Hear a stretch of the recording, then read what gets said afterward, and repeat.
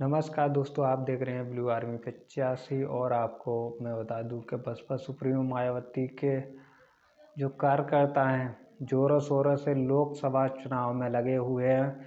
और आपको बता दूं कि बसपा सुप्रीमो मायावती ने भी अपनी जो तैयारी है वो करने स्टार्ट कर दी है। जो लोकसभा चुनाव की तैयारी प्रत्याशियों को लेकर और अन्य जो कार्यकर्ता हों उनको निर्देश दिए गए हैं कि बसपा को ज़्यादा से ज़्यादा मजबूत करें और प्रत्याशियों को जिताने की क्या प्रक्रिया समाज में जाकर बताएं, बसपा के कार्य बताएं।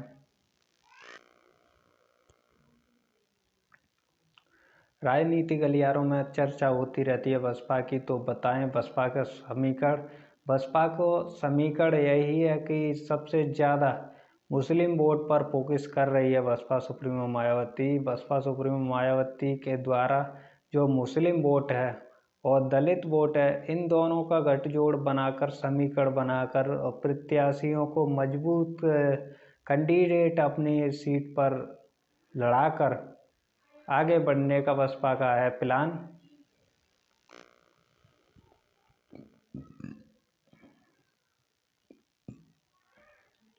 ज़्यादातर चल रही है अभी नेशनल जो पत्रकार हैं और नेशनल जो हमारी मीडिया है, जो दिल्ली की मीडिया है, वो क्या कहती है बसपा के बारे में। जो बसपा का समीकरण है उसको गिराते हुए बसपा की जो रणनीति है उसको ना दिखाकर वो गलत प्रचार करती है। उसी से कहती है बसपा सुप्रीमो मायावती ने पहले ही कहा रखा था कि सबसे ज़्यादा आपको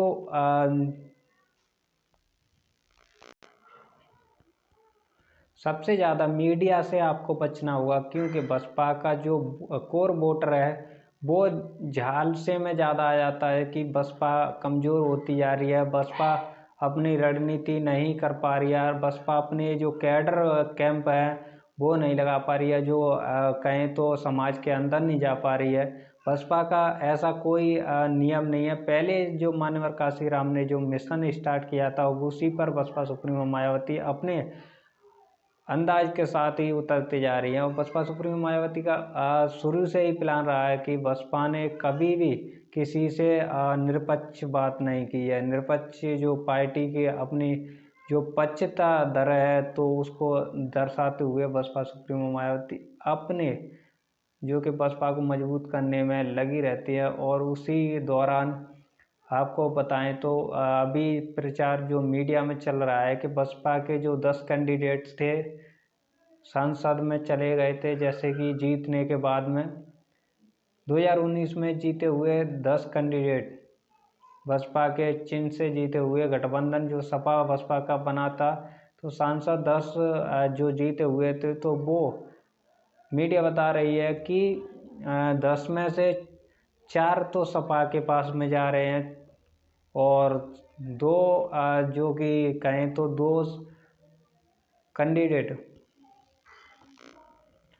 4 कैंडिडेट सपा के पास में जा रहे हैं और 2 कैंडिडेट कांग्रेस की जो जुगत है बनाने में लगे हुए हैं, उनसे सलाह कर रहे हैं।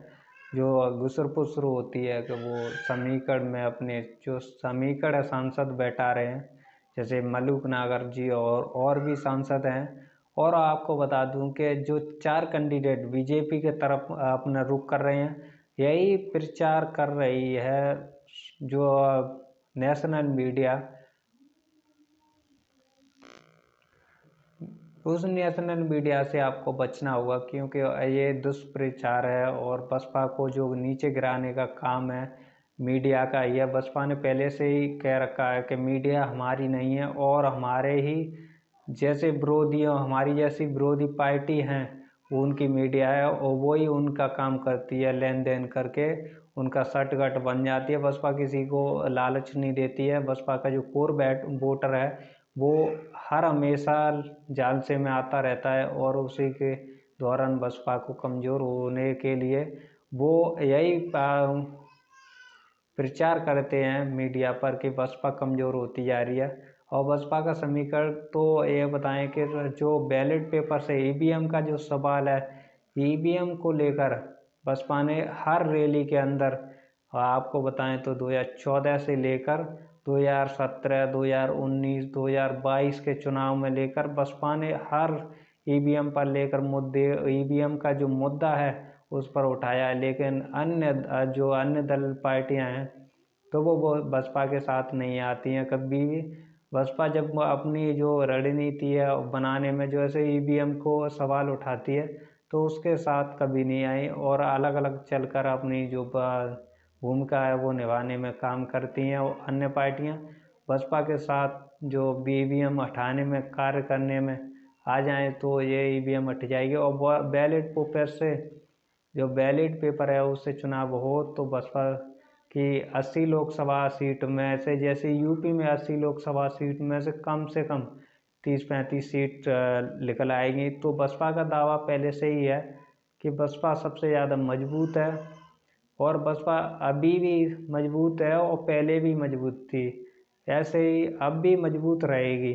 तो बसपा का समीकरण और से ही दलित मुस्लिम पर बना हुआ है। SC ST OBC का जो मान्यवर काशीराम ने जो संगठन स्टार्ट किया था वो संगठन अब भी चल रहा है बसपा के अंदर।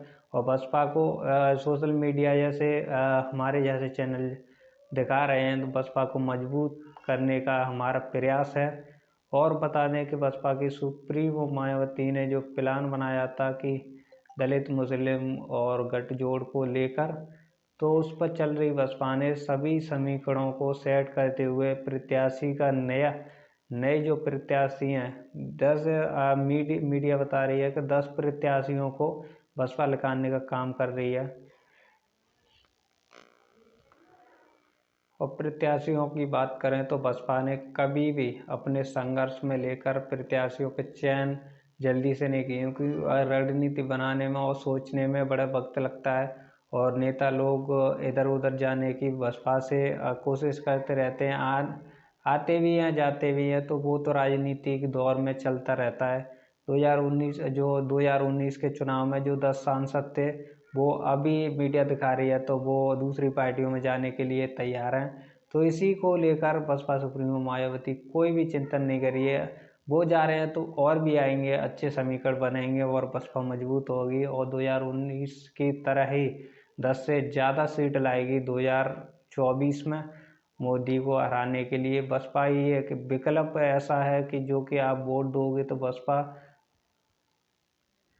सबसे ज़्यादा वोट रखने वाली बसपा ही है, और आप वोट दोगे तो वो समीकरण सेट होकर बसपा अपने सत्ता में आने का प्रयास कर रहेगी।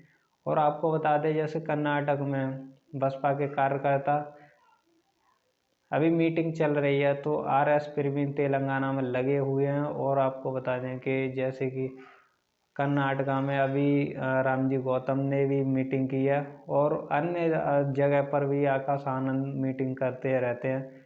और जैसे कि आपको बता दें यूपी में प्रदेश अध्यक्ष भी मीटिंग कर रहे हैं।